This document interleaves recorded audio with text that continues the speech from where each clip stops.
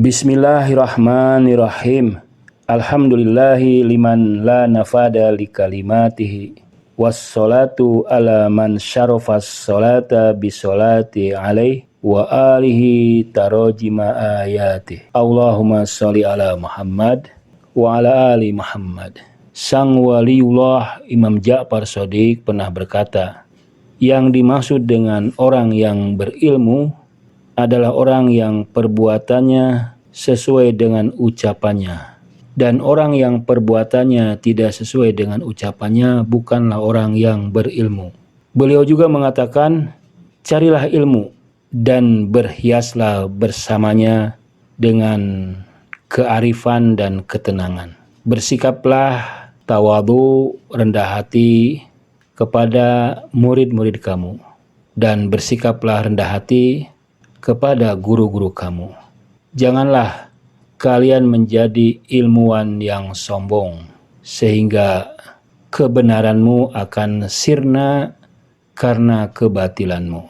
Imam Ali Ridho alaihissalam mengatakan, sesungguhnya termasuk tanda orang yang faqih adalah diam dan bijaksana.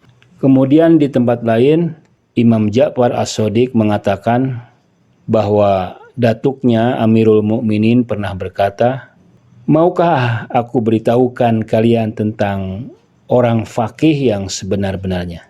Mereka itu, orang faqih yang sebenarnya, adalah orang yang tidak membuat manusia menjadi putus asa dari rahmat Allah, dan juga tidak membuat mereka merasa aman dari siksa Allah, tidak mempermudah mereka untuk bermaksiat terhadap Allah, serta tidak membiarkan Al-Quran dibenci dan ditinggalkan. Ketahuilah, kata beliau, tidak ada kebaikan dalam ilmu tanpa pemahaman, dan tidak ada kebaikan pada belajar tanpa renungan. Kemudian tidak ada pula kebaikan dalam ibadah tanpa fikih, serta ketahuilah tidak ada kebaikan pada ritual tanpa kehati-hatian. Di sini Imam Ali menyebutkan ciri-ciri seorang faqih, yaitu yang tidak membuat umatnya merasa frustasi atau putus asa. Jadi seorang faqih itu harus membuat manusia merasa yakin, optimis dengan kasih sayang Allah Subhanahu wa Ta'ala. Hadis ini menurut Faid Kashani seakan-akan ingin mengkritik sebagian aliran, karena ada aliran-aliran madhab atau teologi yang bisa membuat umatnya putus asa. Misalnya aliran Mu'tazilah yang meyakini bahwa pelaku dosa besar pasti masuk neraka dan kekal di dalamnya. Jadi seolah-olah Tuhan menutup kasih sayangnya, akan menyiksanya selama-lamanya. Padahal masih ada jalan, masih bisa taubat. Demikian juga kaum Khawarij yang suka membatasi Islam itu hanya pada pemahaman yang literalis, pemahaman yang ideologis, yang demagog, membuat manusia akan merasa ketakutan.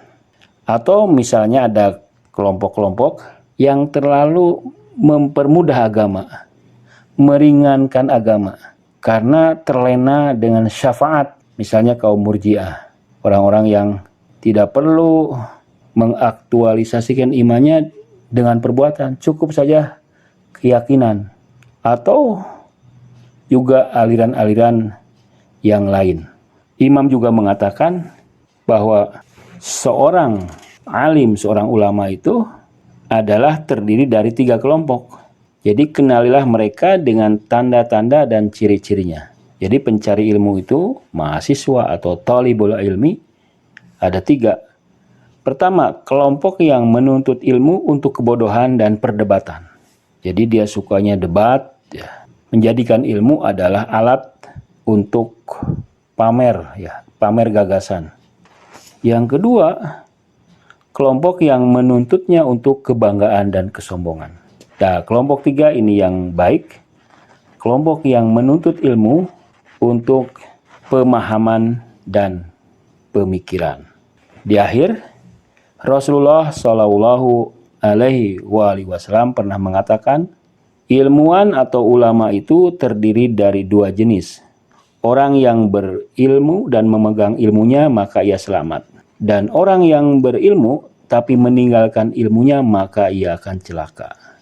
Sesungguhnya penghuni neraka akan terganggu baunya orang berilmu yang meninggalkan ilmunya. Para penghuni neraka yang paling menyesal dan meratap adalah orang yang mengajak seorang hamba menuju Allah, lalu hamba itu menyambut dan menerima ajakannya. Kemudian si hamba itu mentaati Allah, maka Allah memasukkan ke surga.